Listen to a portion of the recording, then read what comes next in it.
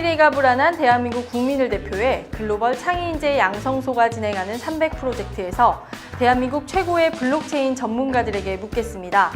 이래미래 블록체인이라면 안녕한가요? 블록체인에 대해 궁금한 것을 블록체인 전문가에게 묻고 그 답을 들어보는 신개념 지식소통쇼 지금 시작합니다.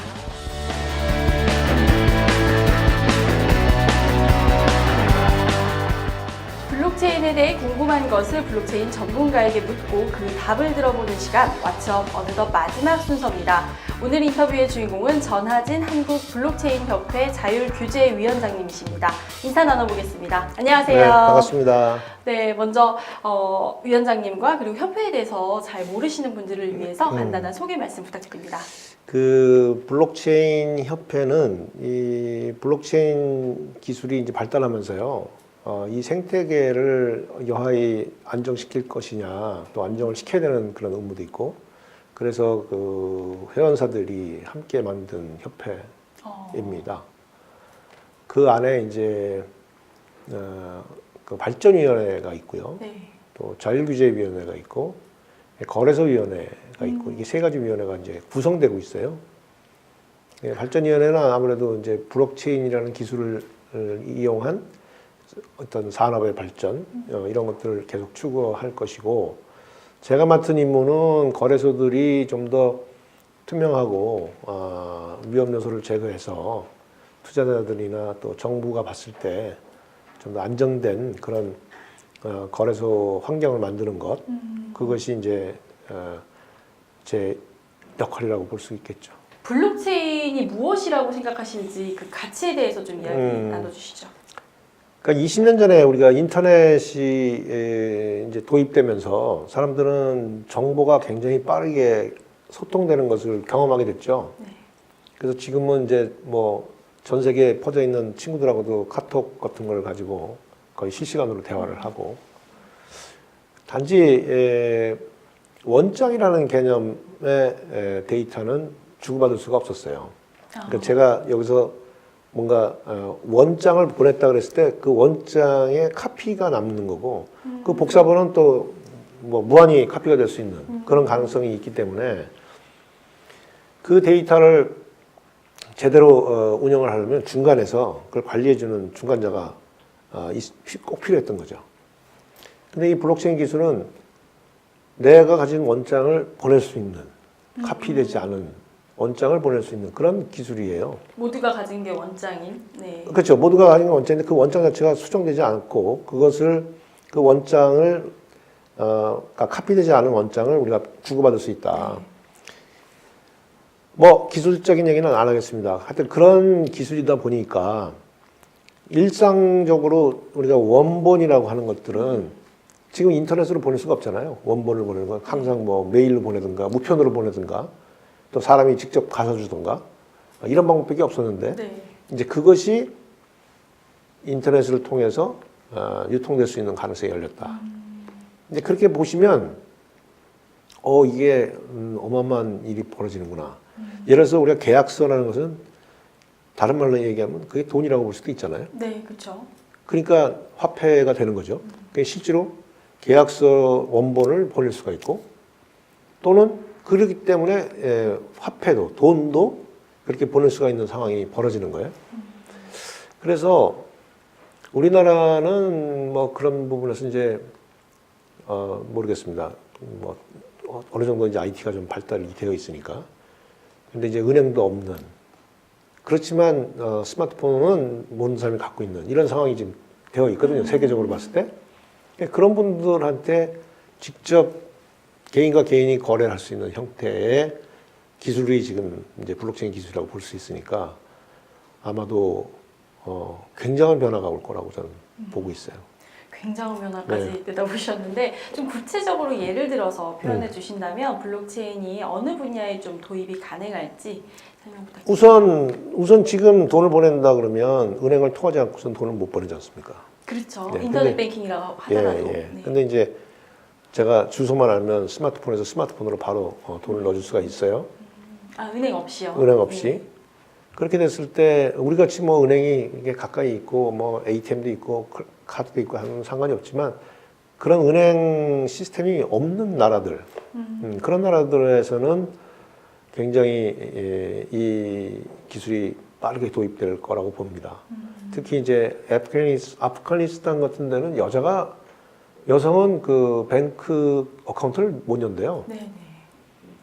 그러니까 그 후원금을 주려고 그러는데 그 여자들한테는 못 주는 거죠. 그 남편이든 하여튼 남자의 어카운트를 통해서 이게 받게 돼 있어요. 그래서 미국의 어떤 후원단체가 직접 코인으로 주는 거를 이제 개발을 해서 여성 지갑에다 그냥 돈을 넣어주는 거죠, 직접. 그럼 그 여성이 이제 그걸 가지고 아마존에서 물건을 살 수 있게끔 이제 그 코인을 결제해서 그렇게 시스템을 만들었다고 그래요. 그러니까 그런 형태로 보면 뭐 중간에서 중간자가 예를 들어서 지금 아이폰의 iOS 같은 경우도 30%를 지금 애플이 가져가잖아요. 네. 이제 그런 부분들이 직접 거래를 함으로 해서 상당 부분 마진이 줄어들 거다 하는 거죠. 또 지금 뭐 카드 결제 대금의 수수료 이런 것들도 굉장히 줄어들 수 있다고 보는 거고, 또 계약서 자체가 이게 아주 스마트해서 그 조건이 맞으면 어떤 액션을 취하는 프로그램처럼 그런 계약서를 만들 수가 있어요. 그러면 미처 우리가 뭐 생각지지 않더라도 그 예를 들어서 돈이 안 들어오면 뭐 자동차 키가 안 열린다든가, 그래서 아예 출발을 못 하게끔 이런 이제 스마트 컨트롤 같은 것도 가능해질 테고요. 아마 뭐 많은 기업들이 돈을 벌겠다는 이유, 또 생태계를 변화시키겠다는 이유로 이제 그 비즈니스 모델들을 만들고 있으니까 우리가 미처 생각하지 못했던 이제 그런 것들이 뭐 곳곳에서 만들어질 거라고 봅니다. 그러면 실제 교육이나 인재 양성 분야에도 변화가 좀 생길까요? 어떻게? 당연히 생긴다고 보고요. 그러니까 내가 만들어내던 가치, 그 가치를 이제 남한테 맡기는 것이 아니고 내가 그 가치를 잘 축적하고 필요한 만큼을 제공하는 형태로 바뀐다라고 보면 되는 거예요. 그래서 내가 만든 그 콘텐츠 이런 것들이 누구한테 이걸 뭐 예를 들어서 유튜브에 올려놓는 게 아니고 내가 갖고 있는 것을 적절한 대가를 받으면서 이걸 제공하는 형태로 변화가 되겠죠. 직접 네, 거래할 직접. 수 있는. 네, 그렇게 돼서 중간이 빠지니까 그만큼 뭐 교육비도 싸질 테고 네, 다양한 교육의 기회가 열리겠죠. 그러면 인재 양성의 방향도 조금 변화가 있을까요? 인재 양성의 방향은 지금 굉장히 변화가 있어야 됩니다. 저는 이제 블록체인하고 좀 다르게 그런 부분에서 우리가 지금 뭘 추구하고 있느냐라고 봤을 때, 메슬로우가 이런 얘기 했잖아요. 그 생존, 그 욕구 5단계. 네. 그래서 생존, 안전, 사회적, 존중의 욕구, 그다음에 자아실현 욕구를 추구한다. 근데 생존 욕구부터 이게 적절하게 채워져야지 그 위의 욕구를 추구할 수 있다고 그랬고, 존중의 욕구까지는, 그러니까 4단계 욕구까지는 결핍의 욕구라고 그랬어요. 그러니까 부족하면 채워야 되는 욕구예요. 그러니까 뭐 자기가 좋은 학교를 안 나왔으면 어디 가서 AMP 회장도 하고 돈이 있으면 뭐 하여튼 그런 채워야 되는 욕구인데, 자아실현 욕구는 본인의 의지에 따라서 이게 구현되는 욕구인데, 지금 우리 사회 특히 젊은 사람들은 이제 생존의 욕구, 안전의 욕구 이런 것들은 어느 정도 이제 채워졌다고 보여지는 거예요. 그러면 자아실현을 이제 추구해야 되는 그런 상황이 됐어요. 그런데 우리 사회는 조직도 그렇고 교육도 그렇고 이 자아실현을 추구하려는 사람들에게 적합한 교육이 이루어지지 않고 있어요. 또 조직도 마찬가지고, 조직에 월급 받는 이유가 그 조직을 위해서 일을 하라고 해서 월급을 주는 거지 본인의 자아실현을 위해서 월급을 주는 게 아니잖아요. 네. 그런데 그러다 보니까 이제 젊은 사람들이 그걸 싫어하는 거지. 다 이제 나오는 거지. 그 개인적인 활동들을 하시고, 근데 그 개인적인 활동들을 다시 또 묶어내는 플랫폼들이 또 커지고, 그래서 궁극적으로는 자아실현 욕구를 지금 지향하고 있어요. 그래서 그런 욕구를 어떻게 만들어내고 어떻게 이것을 구현할 거냐에 대한 교육이 굉장히 시급한 교육이에요. 이 신뢰 프로토콜이 사회 전반에 깔린다면 비즈니스가 어떠한 형태로 좀 변할지 분위기가 어떻게 달라질까요? 사실은 우리가 신뢰를 담보하기 위해서 하는 일들이 굉장히 많습니다. 뭐 공증을 한다든가, 중간에 무슨 거래에 중간자가 개입을 해서 두 사람의 신뢰를 중간에서 어떻게 인정을 해준다든가, 이런 일들이 굉장히 많죠. 근데 이 블록체인 기술을 이용해서 자기가 갖고 있는 데이터와 상대방이 갖고 있는 데이터가 바로 직거래를 하게 되면 그런 중간자들이 다 없어지는 거기 때문에 굉장히 그 비용 자체에서 아주 소액으로, 그러니까 그 거래 비용 자체가 굉장히 줄어들 수 있고, 그것이 시스템화됨으로 해서 아마도 우리가 움직이는 그 하나하나의 흔적들이 전부 이게 밸류로, 가치로 이게 변화가 될 수 있다라고 보여져요. 그렇게 되면 극단적으로 보면 내가 움직이는 것 자체가 다 가치니까 가치 있는 행동을 하려고 노력을 하겠죠. 그럼 사회가 좀 뭐랄까 재미가 없어지나 하여튼 좀 안정된 모습이 되지 않을까 하는 생각도 있고요. 굉장히 다 정장 갖춰 입고 돌아다니는 것 같은 아니, 그런 분위기가 될 것 그렇지는 같아요. 않겠지만 사실은 지금의 그 흔적들이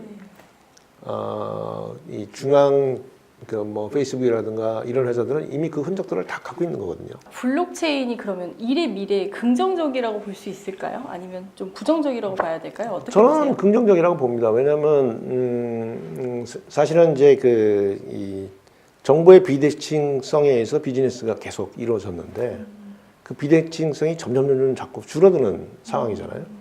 비대칭성이 줄어들었을 때는 본의 밸류, 아까 말씀드렸던 그 밸류를 가지고 승부를 할 수밖에 없는 이제 그런 세상에 오는 거기 때문에 아까 전에 말씀드렸지만 자아실현 욕구가 강한 사람들은 굉장히 좋은 세상이 될 것이고 그렇지 않은 사람들은 굉장히 힘든 세상이 될 것이다.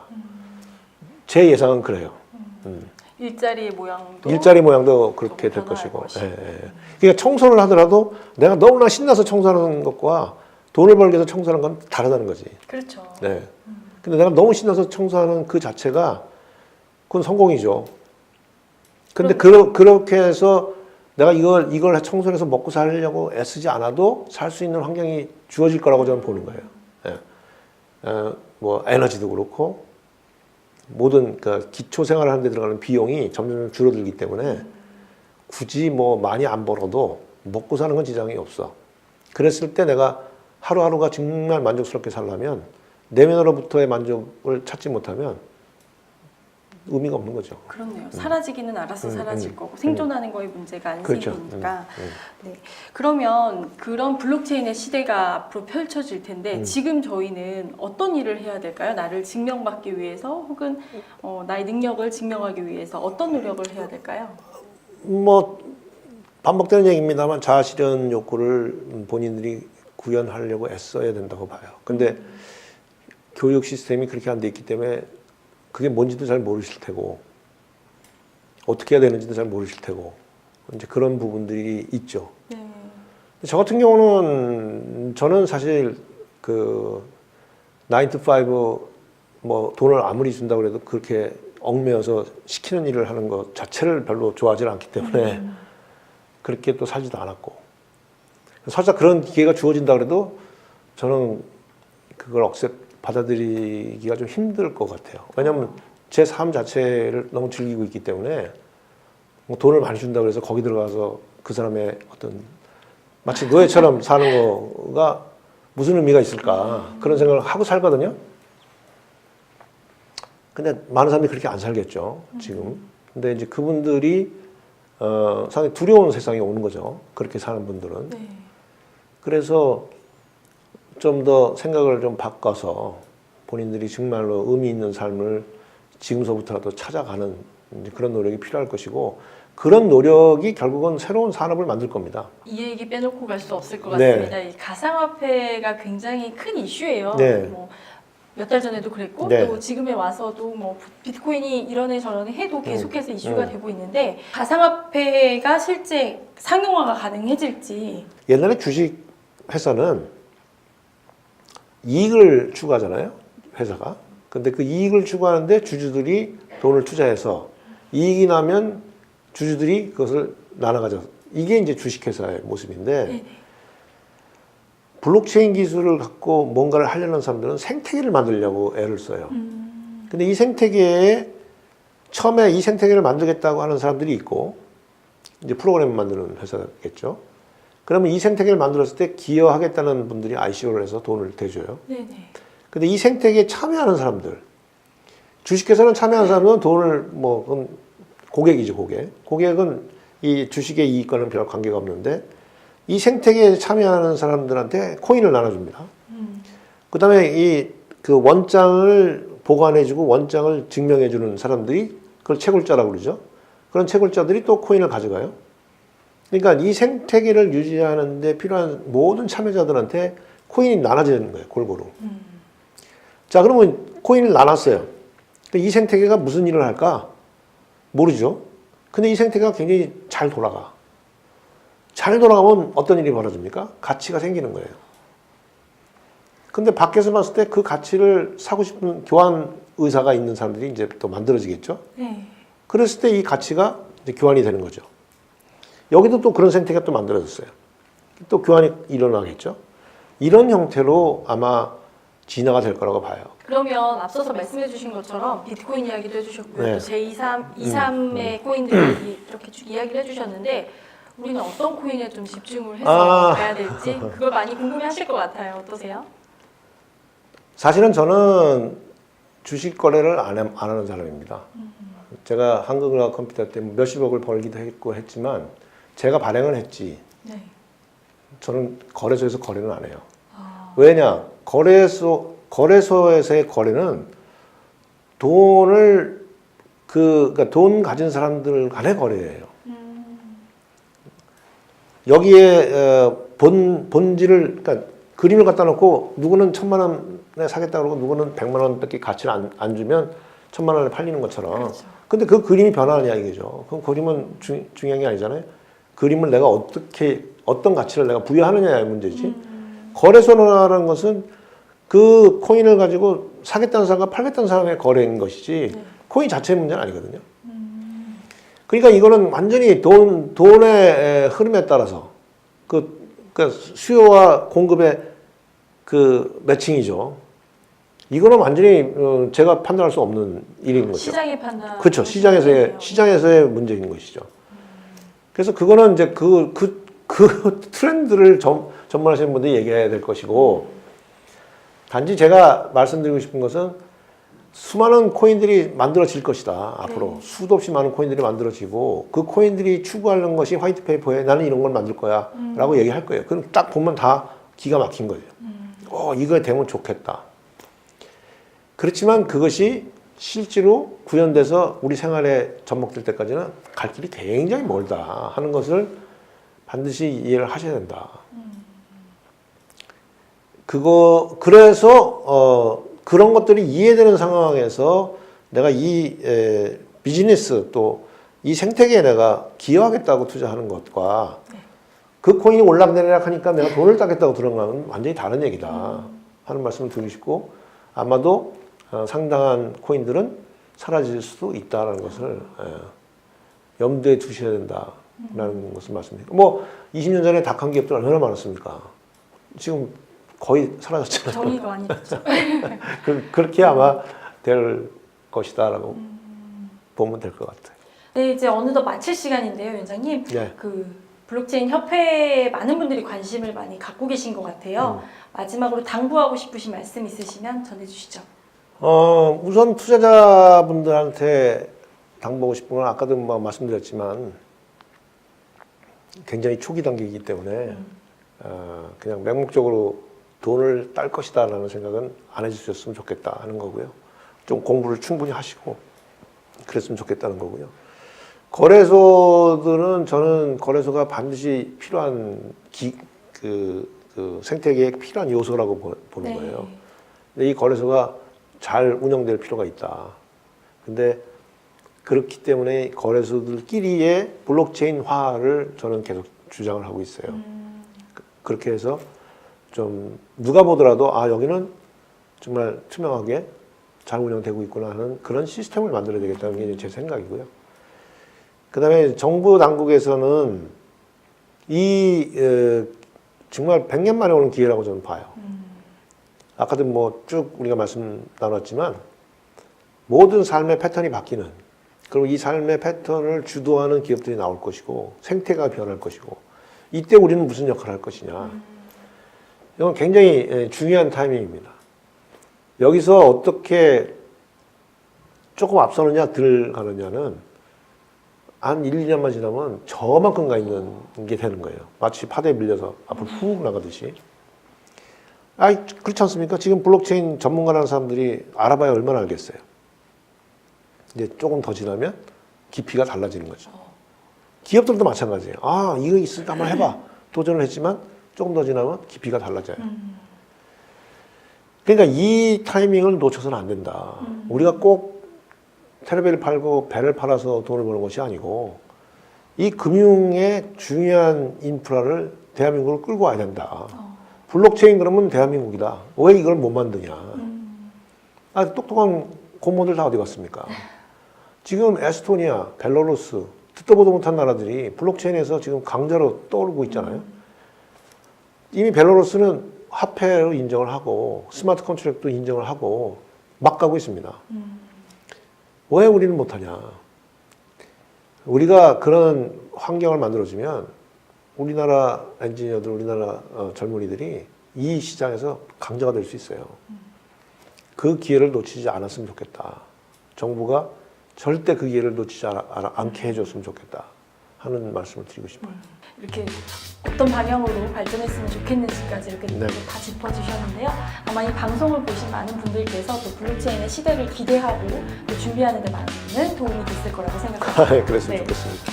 네, 오늘 바쁘신 시간 함께 해주셔서 감사합니다. 네. 고맙습니다. 네, 감사합니다.